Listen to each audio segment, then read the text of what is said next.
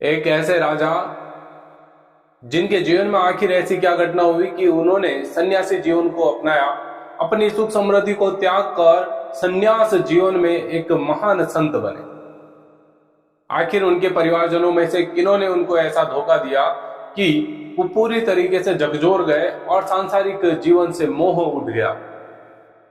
जय श्री राम मित्रों, आप सभी का स्वागत है हमारे YouTube चैनल पर। और आज हम बात करेंगे नाथ संप्रदाय के प्रमुख संत राजा भर्तृहरि के बारे में।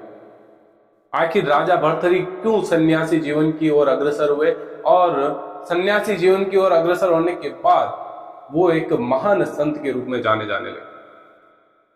राजा भर्तृहरि हम सभी जानते हैं उज्जैन नगर के राजा थे।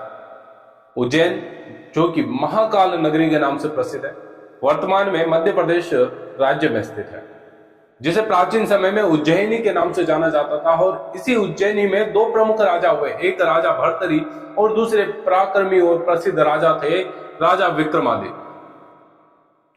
राजा विक्रमादित्य के पिता थे गंधर्व सेन, और गंधर्व सेन की दो रानियां थी और इन दोनों रानियों से एक एक पुत्र की उत्पत्ति हुई, एक एक पुत्र इनको प्राप्त हुआ था। और ज्येष्ठ पुत्र थे कौन? राजा भर्तृहरि। गंधर्व सेन के पुत्र थे भर्तृहरि जो कि ज्येष्ठ पुत्र थे, और उनसे छोटे पुत्र थे विक्रमादित्य। गंधर्व सेन के बाद उज्जैन नगर की राजगद्दी पर बैठे थे राजा भर्तृहरि, और राजा भर्तृहरि ने अपने नगर को और अपने राज्य को बड़े सुव्यवस्थित तरीके से चलाया। राजा भर्तृहरि के दो विवाह हो चुके थे, उसके बाद तीसरा विवाह किया था रानी पिंगला के साथ। रानी पिंगला दिखने में काफी खूबसूरत थी, सुंदर थी, जिसके कारण राजा भर्तृहरि उनके प्रेम मोह में पड़े हुए थे, और प्रेम मोह में इस कदर डूबे कि वो राजपाट के बारे में सब कुछ भूलते गए, त्यागते गए। ठीक इसी तरह का समय गुजरता गया और नाथ संप्रदाय के प्रमुख संत गोरखनाथ, उनका उज्जैन नगर में आना हुआ। जैसे ही राजा भर्तृहरि को पता चला कि महान संत गोरखनाथ जी हमारे नगर में पहुंचे हैं, तो उन्होंने गोरखनाथ जी की तन मन से सेवा की। गोरखनाथ जी उनकी सेवा से प्रसन्न हुए, और प्रसन्न होने के बाद उन्होंने सोचा कि ऐसा राजा हमेशा जवान रहे ताकि यहाँ की प्रजा हमेशा सुखी रहे। इसके लिए गोरखनाथ जी ने राजा भर्तृहरि को एक फल दिया और कहा कि राजन, इस फल को तुम ग्रहण कर लो, हमेशा तुम जवान रहोगे, वृद्धावस्था तुम्हारी नहीं आई। राजा भर्तृहरि ने वो फल लिया लेकिन ग्रहण नहीं किया। मित्रों, राजा भर्तृहरि ने सोचा कि मैं बूढ़ा हो गया तो कोई बात नहीं, लेकिन मेरी रानी पिंगला हमेशा सुंदर और यौवन से परिपूर्ण रहनी चाहिए। तो उन्होंने वो फल रानी पिंगला को दे दिया। किस्मत का खेल देखिए, रानी पिंगला राजा भर्तृहरि से उतना स्नेह नहीं करती थी, उतना प्रेम नहीं करती थी। वो प्रेम करती थी एक कोतवाल से, और उसने वो फल कोतवाल को दे दिया कि कोतवाल यदि नौजवान रहेगा और दिखने में सुंदर रहेगा तो मुझे अच्छा लगेगा। ये बात ध्यान रखिएगा, रानी पिंगला ने वो फल कोतवाल को दे दिया और कोतवाल ने वो फल एक वेश्या को दे दिया।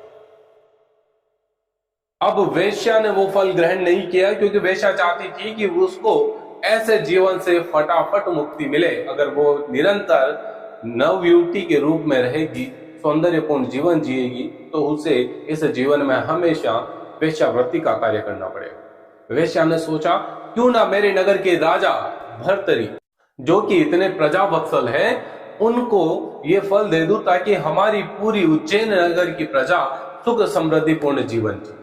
वो फल उस वेश्या ने राजा भर्तरी को दे दिया।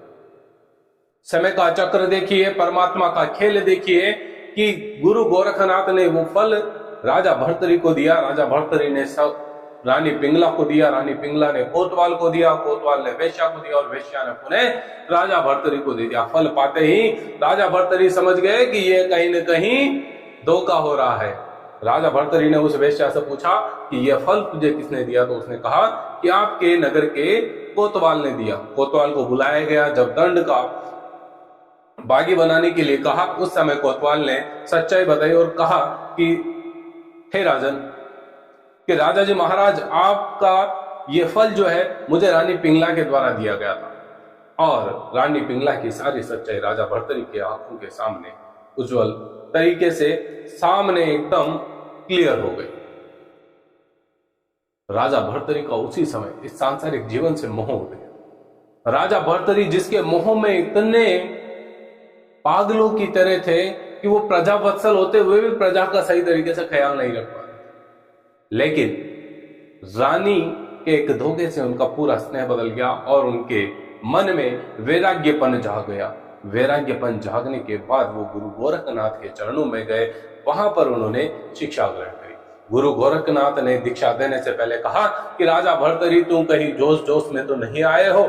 यदि जोश में आए हो तो वापस लौट जाओ, और यदि नहीं तो तुम अपने महलों में जाकर अपनी रानी को मां के रूप में पुकार कर उससे भिक्षा ले गया। गुरु गोरखनाथ जी ने भी ऐसे ही शिष्य नहीं बनाया भर्तरी जी को, तो भर्तरी जी को ऐसी परीक्षा भी देनी पड़ी। अपनी रानी को मां कहकर पुकारा और भिक्षा लेकर आए, तब गुरु गोरखनाथ जी ने उन्हें अपना शिष्य बनाया। मित्रों, ये सांसारिक जीवन मोह मायापूर्ण है। इस सामाजिक जीवन में, सांसारिक जीवन में अपने जितने भी सामाजिक कर्तव्य है वो कर्तव्य निभाते चले, लेकिन अपनी आत्मा की उन्नति के रूप में हमेशा प्रगति करते रहे। ये मान के चलें कि अकेले आए हैं, अकेले जाना है, कोई भी साथ नहीं देने वाला। ये ध्यान रखिएगा, कोई भी साथ नहीं जाएगा। जाएगा तो केवल आपके कर्म फल आपके साथ जाएंगे। अब डिपेंड करता है कि आपने किस प्रकार के कर्म फल किए, अच्छे किए या बुरे किए। अच्छे किए तो आपका जीवन आगे वाला सुखदायी होने वाला है, और इतने अच्छे कर्म किए कि हो सकता है आपको मोक्ष की प्राप्ति भी। तो मित्रों, ये वीडियो आपको कैसा लगा? यदि वीडियो अच्छा लगा तो जम के लाइक शेयर करना है। चैनल को अभी तक सब्सक्राइब नहीं किया तो सब्सक्राइब कर लीजिएगा। जय श्री राम।